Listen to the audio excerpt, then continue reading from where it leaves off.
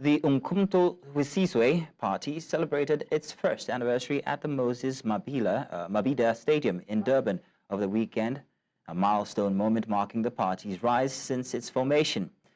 The event saw the attendance of progressive political forces, but one notable absence has raised eyebrows: the economic freedom fighters. Meanwhile, the EFF held its third National People's Assembly without its senior member, Dr Mbuyiseni Ndlozi, who also did not make it to the party's Central Command team. According to its leader, Julius Malema, anyone absent from their elective conference was not considered a leader. Meanwhile, EFF and MK have been on loggerheads since two of its senior members, the former deputy leader Floyd Shivambu and Dali Mpofu, left to join Jacob Zuma's party, the MK. And to discuss this, we're joined by Sanusha Naidu, a foreign policy analyst.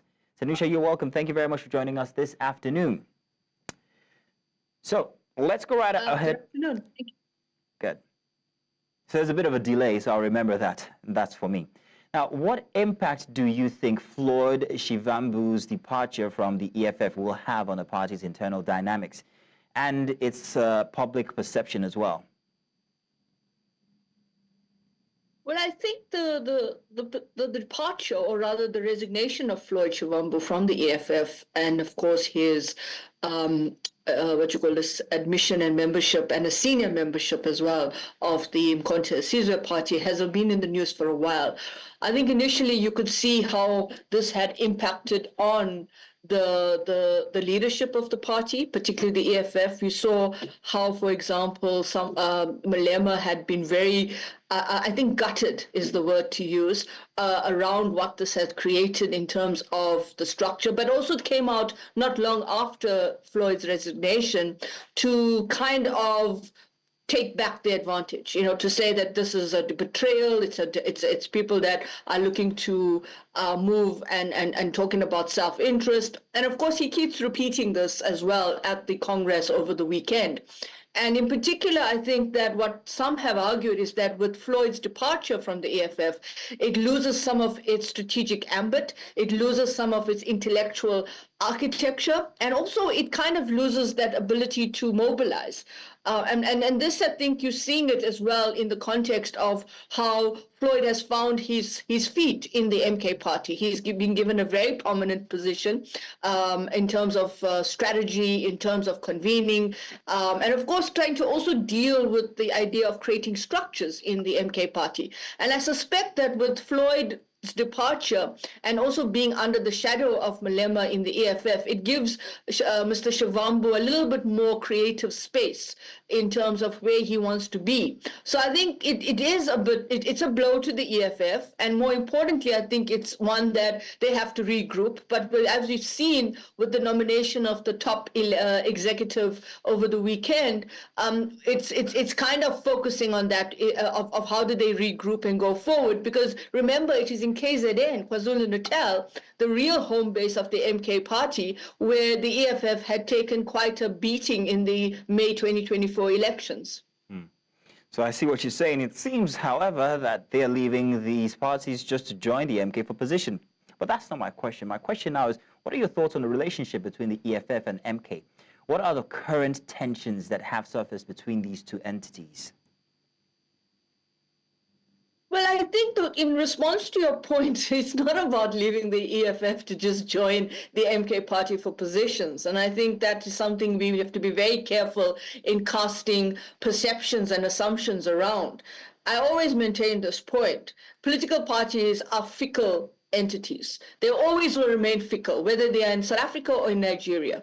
And the transactional nature of political parties and how people move between political parties is something that's not a phenomenon only in South Africa. But in terms of the impact that this would have between the EFF and the MK party, I think one of the areas where a lot of attention has been focused on is the fact that both the MK party and the EFF are the two largest parties that are in the National Assembly, our parliament, and constitute the the official opposition in the Progressive Caucus, which was established just after the elections in May. Now, with the MK party being the official opposition in the National Assembly and being designated that because of the Democratic Alliance being part of the Government of National Unity, it does raise concerns about how this Progressive Caucus made up of other smaller oppositional parties like the African Transformation Movement and of course the Cape Colored Congress. How would this actually impact that relationship? And so in that context, I think we'll have to watch that and check to what extent this tension or the intent or the internal dynamics between the EFF and the MK will play out in consolidating their role in Parliament or not, or will they continue to play that role, because despite these difficult challenges around those that have left the EFF, including the advocate Dali, Mpofu, and others who have now joined the EFF, the MK party, how would that kind of construct and constitute that? And as we run into 2026, which is the local government elections, we have to also watch to see what kind of electoral space will the EFF manage to retract and take back from the MK. And that, I think, are some of those watching briefs. So Mbuyiseni Ndlozi's been notably absent during key events such as the MPA. What does this suggest about the role and influence within the EFF moving forward? Do you see Ndlozi's absence as a sign of potential disillusionment with the party's direction, or could it be strategic for further or future political positioning? Well, there has been speculation that with his absence from the Congress over the weekend, that there was an inherent intention between himself and now the re-elected leadership of the EFF, Julius Malema, for a third time. He's leading the party.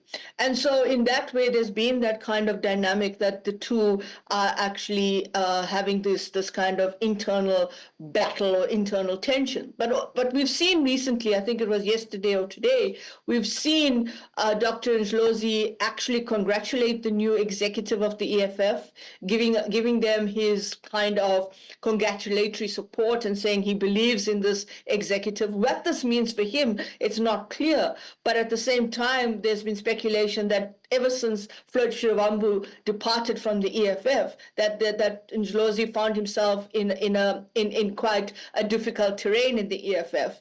And I think to a large extent, the challenge right now is whether there is a sense of a succession within the EFF beyond Malema. The fact that he gets re-elected for the third time as leader of the party also talks to what is going to happen to the centering of this party beyond the personality of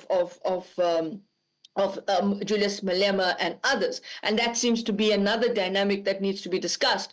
But I think the EFF and MK, those relations, I think, will continue to remain vulnerable at times. I think you've got very big personalities in both political parties. You've got Julius Malema in the EFF. You've got the former president, Jacob Zuma, in the MK party. And they're also going through some kind of questions around whether the MK party is really, kind of swallowing up opposition parties, particularly in the Progressive Caucus, the Black Progressive Caucus, and that's another debate. So coming back to Ndlozi, I think the question would be does he see himself continuing within the EFF as an ordinary member, or does he see himself moving towards another kind of trajectory of his political life?